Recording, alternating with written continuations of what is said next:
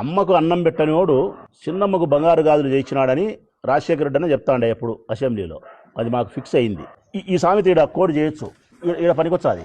షర్మిలమ్మ సునీతమ్మ కలిసి చంద్రబాబు నాయుడు అన్న దగ్గర వినారు. ఎవరి దగ్గరికి? చంద్రబాబు నాయుడు అన్న దగ్గర వినారు. పోయి అన్నా మా ఆయన నాకు అన్యాయం చేసినాడు, మాకు న్యాయం చెయ్యన్నా అని వినారంట. షర్మిలమ్మ చెప్తాంది. చంద్రబాబు నాయుడు అనేటోడు చంద్రబాబు నాయుడు గారికి ఒక చెల్లెలుందన్న సత్యమే ప్రపంచానికి తెలియదు. ఇంకా చెప్పండి ఎవరో చంద్రబాబు నాయుడుకి ఒక చెల్లెలుందన్న సత్యమే ప్రపంచానికి తెలియదు.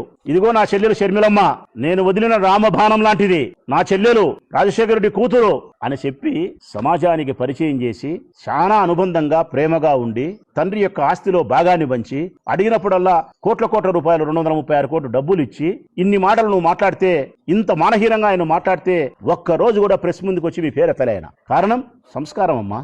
నా చెల్లెలు నేను బజార్లో మాట్లాడితే అది నాకే కదా అవమానం అనుకున్నాడు ఆయన. సంస్కారవంతుడు. ఒక్క మాట మాట్లాడలే. మీరు ఒకేసారి 100 ఈటలు తీసుకొని మనసును ఛిద్రం చేసినారు ఆయన్ను. చంద్రబాబు నాయుడు నేను అడుగుతానా, తల్లికి సాయం చేయలే, చెల్లికి మోసం చేసినాడని మాట్లాడుతున్నాడు పెద్ద మనిషి. నేను అడుగుతా ఉన్నా, చంద్రబాబు నాయుడు గారు నీ చెల్లెలు ఎవరో సమాజానికి తెలుసునా? జనరల్గా యాడైనా ఇప్పుడు నేనుండా, మా అన్న ఎవరో నాకు తెలుసు, మా యొక్క అమెరికాలో ఉంది తెలుసు, నా బిడ్డలు ఎవరో తెలుసు, నేను ఒక ఎమ్మెల్యే ప్రొద్దుటూరు ప్రజలకు తెలుస్తుంది. రాష్ట్ర ముఖ్యమంత్రి జగన్మోహన్ రెడ్డి వాళ్ళ నాయన ఎవరో, వాళ్ళ అమ్మ ఎవరో, తమ్ముడు ఎవరో, చిన్న ఆయన ఎవరో తెలియాలా? చంద్రబాబు నాయుడు చెల్లెలు ఎవరో తెలియాలా? నీ చెల్లెలు సమాజానికి తెలియదే. చంద్రబాబు నాయుడుకి ఒక చెల్లెలు ఉంది, ప్రపంచానికి తెలియదు. చంద్రబాబు నాయుడుకి ఒక తమ్ముడు ఉన్నాడు, సమాజానికి అందరికీ తెలుసు.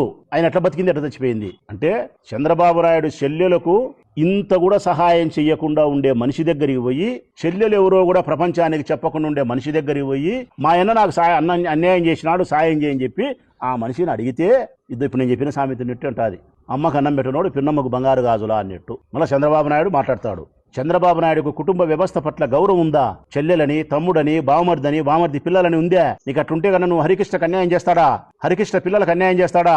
సడుగుళ్ళకు అన్యాయం చేస్తాడా? దగ్గుపాటికి మరొకరికి మొత్తం కుటుంబ వ్యవస్థలో ఎవరైతే బామర్దులు, తమ్ముళ్ళు, చెల్లెలు మొత్తం అందరికీ మోసం చేసినాడు. సొంతం బామర్దులకు, సొంతం తమ్మునికి, చెల్లెలకు మోసం చేసిన చంద్రబాబు నాయుడు షర్మిలమ్మకు, సునీతమ్మకు న్యాయం చేస్తాడా?